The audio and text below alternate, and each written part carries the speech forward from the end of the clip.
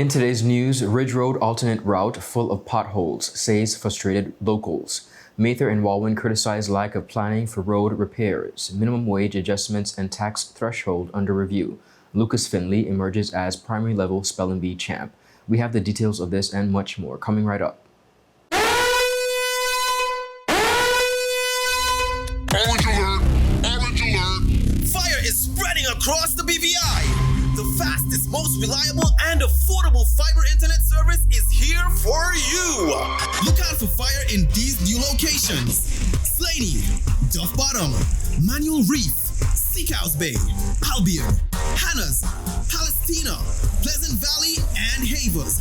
Fiber is in your area. Call 444-4444 or visit a CCT store to find out more and bring it home.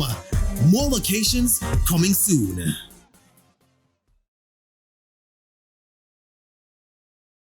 Just give me my service. Yeah. Just give me my service. Just give me my service. Make the switch to CCT and get connected today. Unlimited talk, text, and data. Visit any CCT store or call us at 444-4444. CCT, Life Unlimited. Hello everyone and welcome to this edition of 284 News. It is Friday, June 6th, 2025. I'm Ron Grant, bringing you the very latest out of Tortola in the British Virgin Islands. Thank you so much for joining us and happy Friday's wish to each and every one of you. Residents in the eastern end of the island are disappointed in what they say is a lack of proper planning in carrying out roadworks in that area. Currently, the Paraquita Bay Road to Hodges Creek is closed to vehicular traffic until Sunday, June 15th, which means that motorists now have to take the Ridge Road during this period. However, this alternate route is filled with large holes and is providing a challenge for persons commuting in that area, specifically in the morning and evenings to and from work. One resident, Dean the Sportsman Greenway, spoke on ZBVI about this frustration as he has been highlighting these social issues for many decades. This month actually marks 40 years since I began addressing social issues in the BVI, during the BVI and the BVI Beacon. And the roads were among them. And to see that in 2025, we are still dealing with the same issues and worse, one would think that if you are going to close off the South Coast Road and the Ridge Road is going to become your main thoroughfare, and this isn't nothing that is just happening.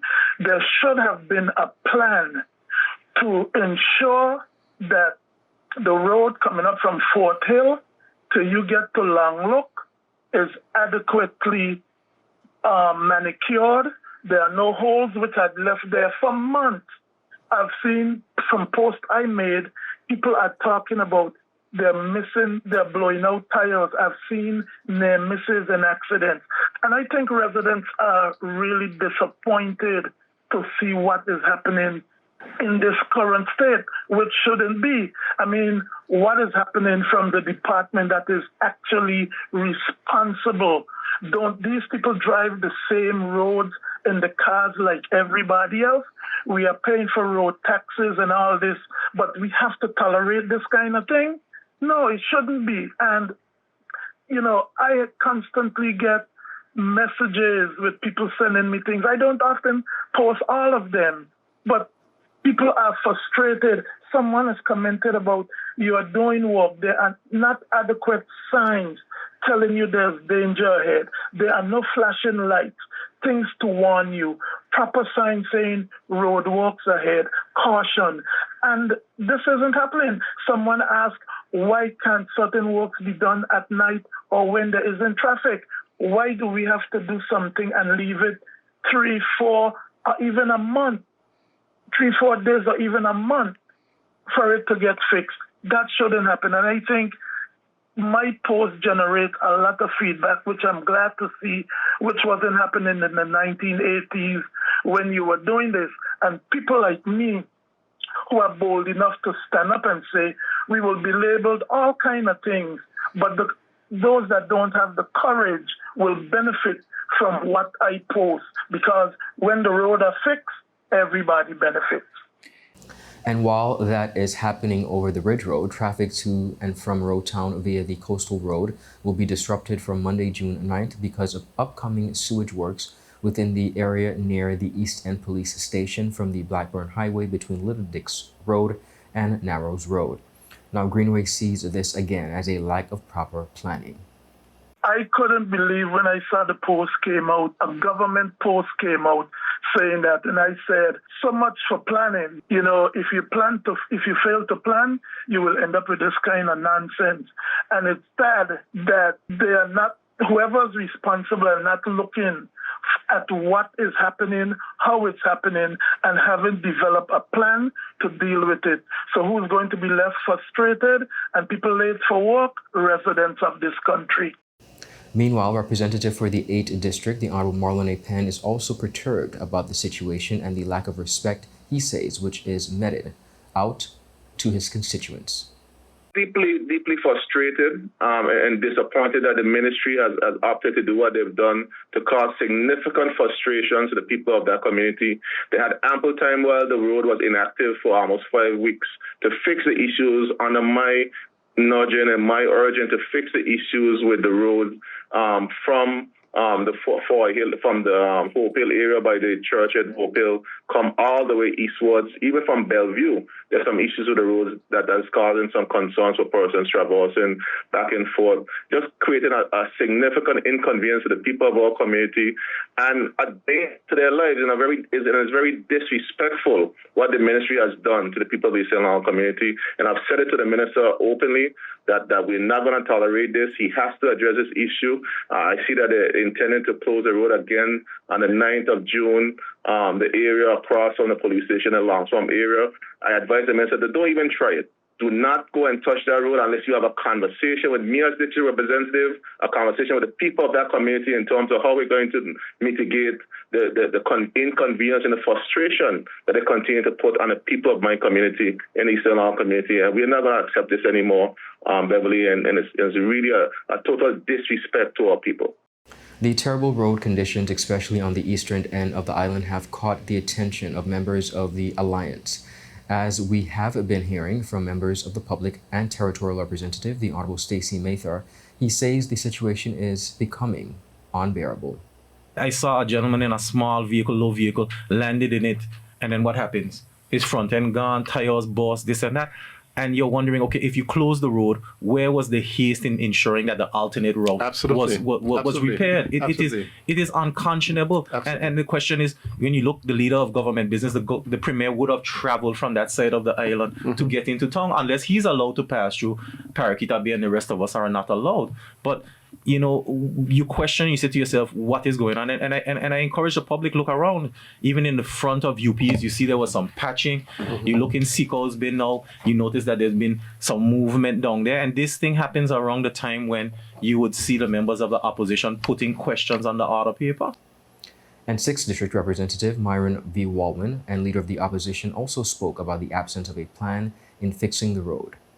But I'm wondering, because I traversed the road today as well, and it goes back to the whole issue of planning. Correct. If you were going to close that road, the first thing you were to do is look at the alternate route and ensure this, and make sure that it is safe for motorists to pass. And that didn't happen. No. But maybe there might be a reason, because you elicit certain things from your questioning. And that's why yesterday, for instance, I asked a question about government vehicles. Correct.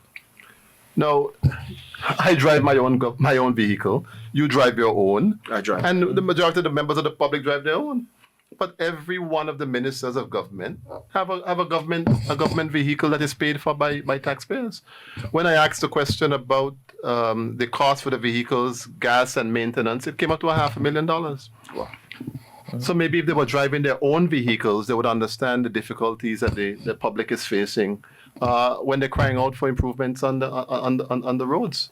During the June 3rd sitting of the House of Assembly of the Virgin Islands, the Honorable Marlon A. Penn pressed Premier and Minister of Finance, Dr. the Honorable Natalia D. Wheatley, to explain why government opted to increase the minimum wage to $7.25 per hour instead of the $8.50 per hour previously recommended by a government commission committee. He also inquired whether the administration is considering raising the tax-free threshold to ease the pressure on small businesses and improve take-home pay for employees.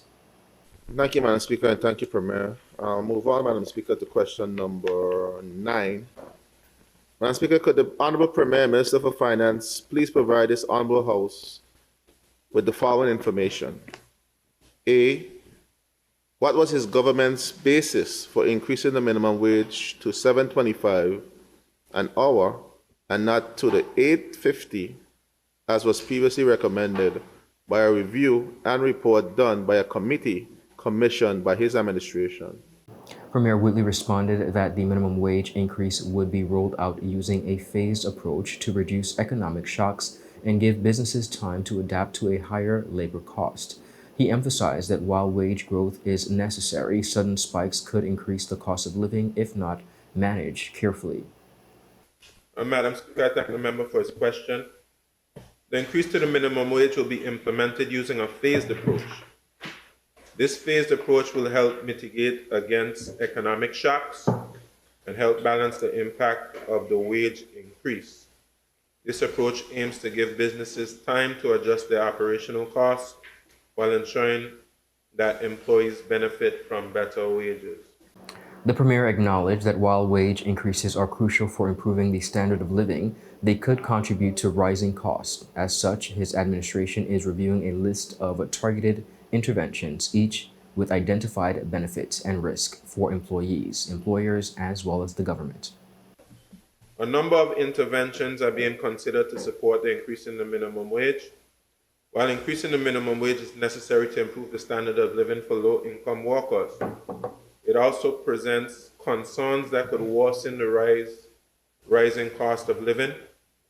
To balance the impacts of the wage increase, a list of targeted interventions, including the benefits to employees, employers, and the government, as well as the risks and mitigating strategies for each intervention, are being considered for implementation. Among these interventions is the potential increase of tax-free threshold, which Premier Wheatley confirmed is under active consideration. He said this measure could help ease the financial burden on small businesses and allow employees to retain more of their earnings. An increase to the tax-free threshold is one of the interventions which is being considered. Up next, we have enrollment of male students at the H. Lively Stoutt Community College raising from 35% to 41% since 2020, and the BVI falls in World Cup opener as Dominica controls the match early. At Higher BVI, we're not just about business. We're about empowering lives, and that is because we aspire to inspire. By choosing us, you're supporting a company that believes in equal opportunities, diversity, and community growth. Our mission goes beyond profit.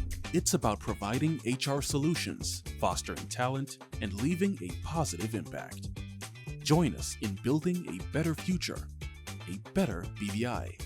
Choose Higher BVI, where your support isn't just a transaction, it's a transformation. Together, we're changing lives in these beautiful Virgin Islands.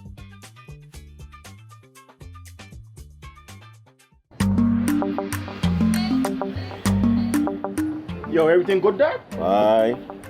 This thing got me one way, daddy. What you mean? Ever since I hook up with this thing, can't eat, I can't sleep. This is the first thing I touch it when I reach home. What you really? Hey, this thing like you know. Dad, this thing got me staying home, keeping out of trouble me. Wow. What your name is? Shit. I talking about my CCT life. Don't worry about missing your favorite series, sports, news, and local programming. Come to CCT today and sign up for CCT Live to access over 80 channels. CCT Live. Bring it home. 1 month free trial turn into 5. 5 months turn into, well, you know I watching ball. I even watching football. Dad, Nickelodeon, Paw Patrol. I am hooked. Hook, I tell you. Welcome back, everyone, and thank you so much for sticking with us. Emerging victorious in the Inter-Primary School Spelling Bee Championship was Lucas Finlay of the Joyce Samuel Primary School. Second place was Dominique of the Valley Day Primary School and Layla of the Ebenezer Thomas Primary School, placing third. A total of 15 primary school students competed in 3 rounds at the Spelling Bee Finals, which was held at the New Testament Church of God International Worship Center on June 4th, 2025. From the Brigada Flax Educational Center, we have John Leonard. After labs.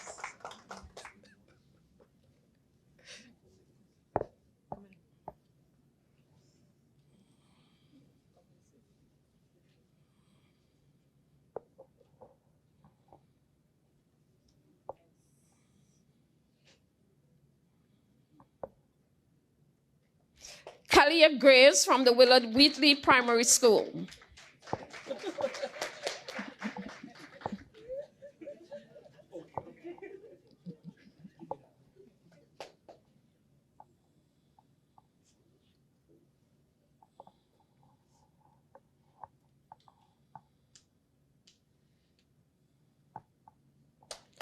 Maya Mohammed from St. George's Primary School.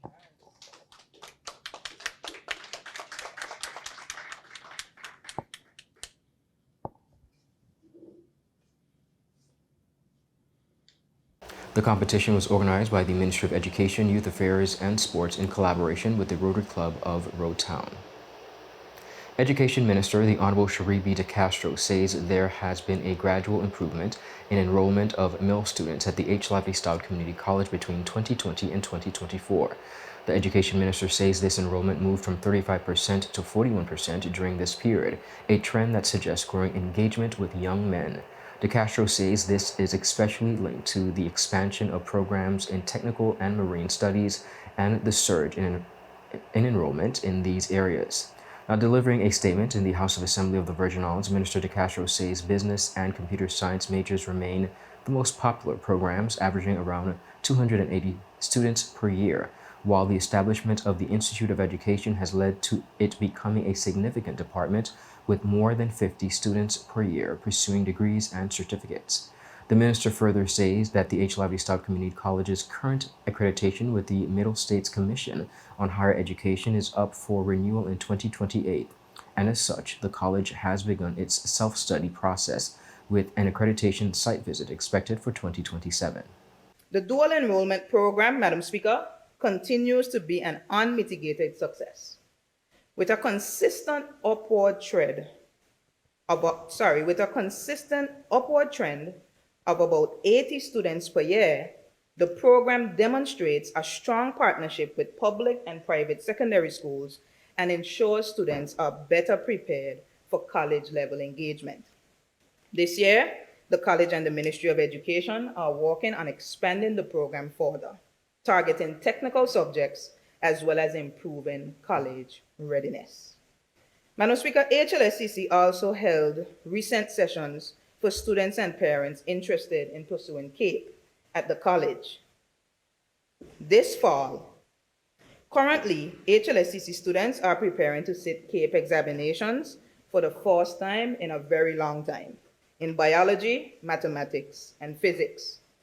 Over the past year, Madam Speaker, the Ministry of Education provided an additional $900,000 in financial support to HLSCC, further enabling the institution to meet its strategic mandate and strengthen the delivery of quality education and training. Madam Speaker, the Board of Governors at HLSCC has approved or revised a number of policies this year to meet both accreditation standards and requirements arising from the Commission of Inquiry. These include policies on academic freedom, advisory committees, compensation and benefits, management of contracts and appointments, performance evaluation, professional development, retirement, and the Student Academic Code of Conduct and Integrity. According to the Education Minister, from April to November of 2024, Ernst & Young conducted a consultancy on behalf of the college's Board of Governors to review compensation and benefit packages, structures, and policies. She says, given the broader review of public service compensation across the Virgin Islands, It was both timely and necessary for the H. Lavi Stout Community College to undertake a parallel exercise. The British Virgin Islands men's national football team suffered a 3-0 defeat against Dominica on Tuesday, June 4th, 2025, in the opening round of the 2026 FIFA World Cup CONCACAF qualifiers. The match held at the Windsor Park in Rizou marked a challenging start to the BVI's qualifying campaign. Now, Dominica started a strong and, of course, wasted little time establishing their rhythm and home turf. Their first breakthrough came in 29th minute when Adele Leville slotted in the opening goal after a smart assist from Eustace Marshall. Just 6 minutes after, Dominica doubled their lead with Troy Jules, converting from close range following a setup by Brielle Thomas. The Virgin Islands squad struggled to gain momentum despite nearly matching Dominica in ball possession. One of the BVI's main challenges throughout the match was breaking through Dominica's organized defense, as well as testing goalkeeper Glenson Prince, who had a relatively quiet evening. BVI managed also not just only one shot on target during the match. As the second half unfolded, Dominica kept the pressure on. Leville, who had already opened the scoring, struck again in the 79th minute.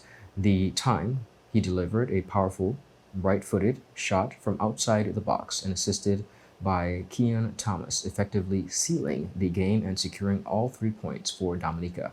Now, while the BVI team showed moments of promise within midfield, they struggled in the final third and lacked finishing power. The defense, led by goalkeeper Dwayne Pope, worked hard to contain Dominica's front line, but found themselves overwhelmed by the pace and precision of the home team's attack. With this loss, the BVI finds itself at the bottom of Group E, needing a strong comeback in their next matches to keep up world qualification hopes alive. Head coach John Riley acknowledged the gap in execution and vowed to focus on improving decision-making in critical moments. We've got talent, but we need it to be sharper, faster, and more composed under pressure, Riley said after the match. This was not the result we wanted, but the tournament is just beginning. The BVI's next fixture will be a home game, and fans are hoping for a stronger showing, especially as the team seeks to build national momentum and pride throughout the qualifying rounds.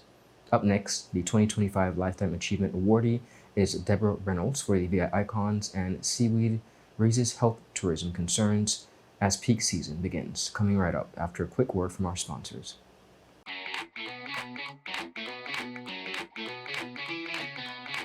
My name's Henry Bosch.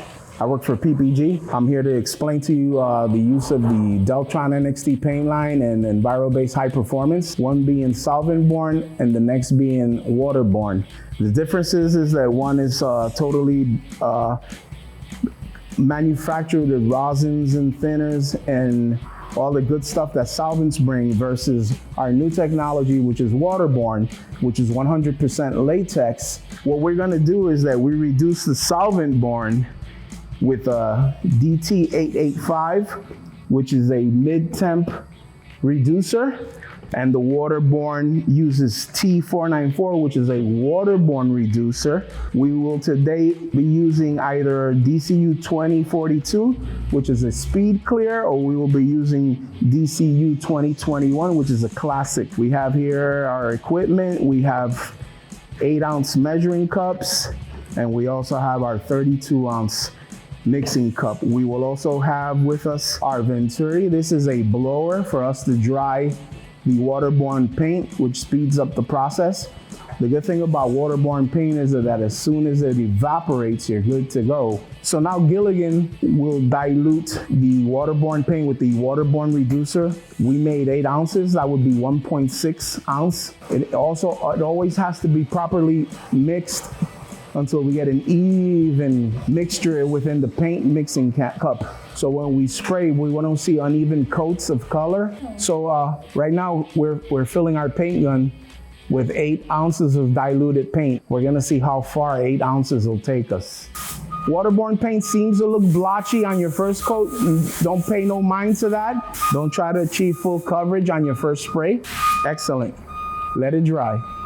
So the process in waterborne is 2 even coats, and then we have what we call a dust coat.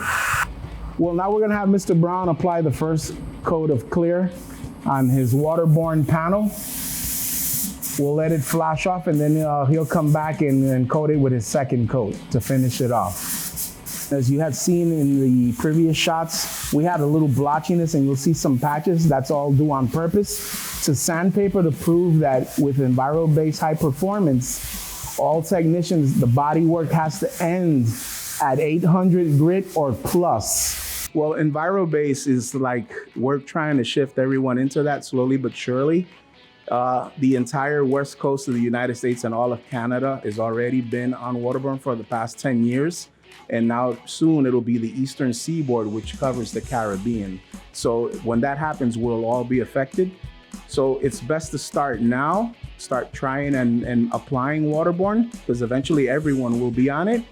And referring to technicians, it's less harmful because it doesn't have all the toxic chemicals that solvent-borne paints do. Welcome back, everyone, and thank you so much for sticking with us. During a Facebook presentation, the nominees for the 2025 Virgin Islands Icon Awards were revealed on Monday, June 2nd, 2025. Now, some 20 awards will be presented, spanning a variety of industries, including a Lifetime Achievement Award and a Young Emerging New Talent Award to be given during the show, being held on Sunday, July 6th, 2025. Producers of the VI Icon Awards, Mr. Kareem Nelson Hull, and others presented the event, which seeks to recognize iconic Virgin Islanders. Hi, I'm Che Pemberton. Hi, I am Kareem Nelson Hull. Hi, I'm Leslie Allen Jr. Hi, I'm Dion Kendall. And we're the producers of the Virgin Islands Icon Awards. Tonight, we have the honor of introducing the 2025 nominees for the Virgin Islands Icon Awards. As producers, the only show we look forward to more than all show is the night of this show. So we're happy that you've chosen to join us tonight. Get comfortable and get ready to enjoy a wonderful show. You are a Virgin Islands icon. You deserve a celebration. Yes, we say so. You lift up these Virgin Islands. You need a standing ovation. Yes, we say so. Yes, we're gonna let you know we love you so. Welcome back. At the 2024 award show, we established that the first award will always be the award for spirituality, religion, and inspiration, sponsored for the second year by Alvaro Maduro Keynes. A massive 37.5 million metric tons of sargassum seaweed is drifting toward the Virgin Islands, raising alarms for environmental officials, tourism operators, and coastal communities. Now, the data reported by the University of South Florida's Optical Oceanography Lab shows the highest monthly sargassum levels since satellite monitoring began in 2011. The seaweed has already impacted Puerto Rico, Barbados, and the Dominican Republic, and the BVI is expected to be affected next. While sargassum supports marine life in open waters, its arrival onshore poses health and economic risk. As it decomposes, its release hydrogen sulfide gas, which can cause breathing issues, skin irritation, and intense rotten egg odor. Now, with tourism season underway, local resorts and beachside businesses are preparing for beach disruptions by organizing cleanup crews and coordinating with environmental agencies. Sargassum typically peaks from June to October, signaling potential prolonged shoreline impacts. Residents are advised to avoid contact with rotting seaweed and report buildup to authorities. Now, while visitors should remain flexible with beach plans and stay informed through official updates, we are encouraging everyone to continue to monitor this situation. Viewers, that is it for today's news roundup. Be sure to follow us for your daily news updates at 284media.com, as well as to like us on Facebook at 284media and 284BVI on Instagram and X, formerly Twitter. I'm Ron Grant. I will see you on Tuesday, and I do wish that you have an enjoyable weekend as well as a long Monday holiday. I'll see you again next week. Happy Friday. Goodbye.